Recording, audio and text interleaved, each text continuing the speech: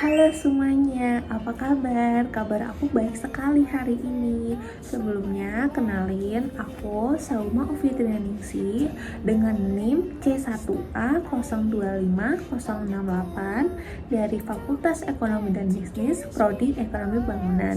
Di sini, aku akan jelasin tentang konsep ilmu ekonomi dengan dosen pengampu Bapak Dr. Haji Zamzami SE MSI dengan Ibu Sri Ningsih SAME. So let's start the video and hope you guys enjoy it.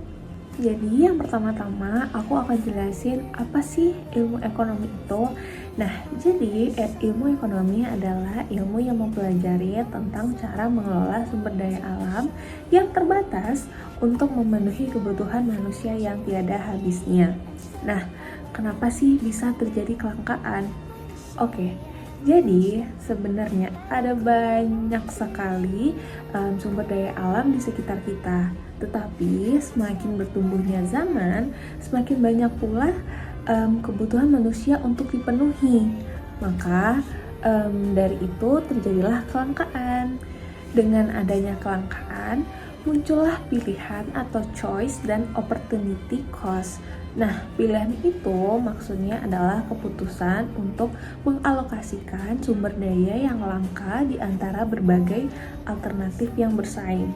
Sedangkan opportunity cost adalah sesuatu yang dikorbankan karena memilih suatu pilihan. Nah, kita balik lagi ke kelangkaan. Ada beberapa alasan kenapa kelangkaan itu terjadi. Alasan yang pertama adalah iklim atau gagal panen. Iklim itu bisa sangat berpengaruh bagi hasil panen dalam 1 bulan. Nah, yang kedua itu ada permintaan naik. Yang ketiga, karena tidak ada barang substitusi. Terus yang keempat, tidak bisa mengelola. Nah, tidak bisa mengelola ini nih juga termasuk salah satu alasan kenapa terjadinya kelangkaan. Karena jika kita tidak bisa mengelola suatu sumber daya alam, maka sumber daya alam yang awalnya banyak, terus karena kita tidak bisa mengelola, akhirnya bisa menjadi sedikit gitu. Terus yang terakhir karena teknologi tidak mendukung. Pada zaman sekarang, teknologi itu sudah sangat merambat di berbagai cabang ilmu dan cabang pekerjaan yang lainnya. Jadi, teknologi tidak mendukung itu juga bisa menjadi salah satu alasan kenapa terjadinya kelangkaan. Setelah itu, ada yang namanya faktor produksi, yaitu yang pertama harus adanya sumber daya. Yang kedua, tenaga kerja. Yang ketiga, modal. Dan yang keempat itu ada kewirausahaan.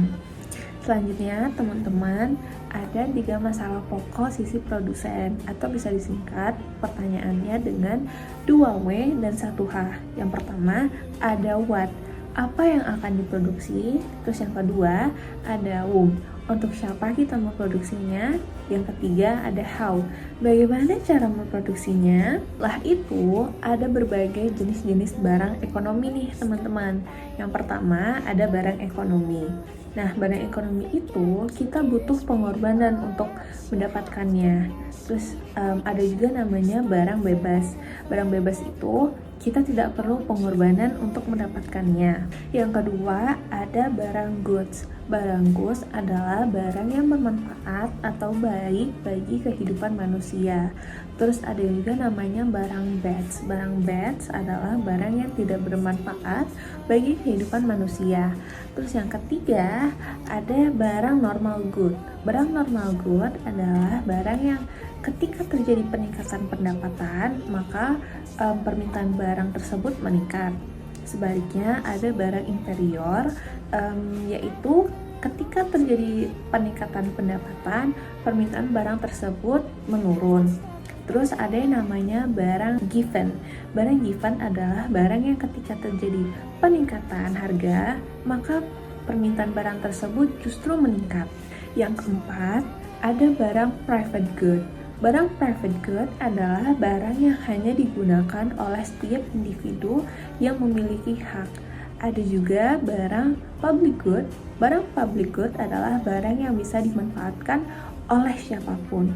Yang kelima, ada barang substitusi. Barang substitusi adalah barang yang fungsinya itu sebagai pengganti keberadaan barang lain. Terus juga ada namanya barang komplementer. Barang komplementer adalah barang yang melengkapi barang yang lainnya. Terus yang terakhir, yang keenam, ada namanya barang altruisme atau barang yang pengadaannya dilakukan untuk sukarela tujuan sosial. Oke teman-teman, jadi kita sudah belajar nih tentang ilmu ekonomi, alasan terjadinya kelangkaan, faktor produksi, 3 masalah pokok sisi produsen, dan jenis-jenis barang. Terima kasih sudah menonton video ini, semoga ilmu yang saya berikan bisa bermanfaat untuk teman-teman semuanya. Selamat jumpa semuanya.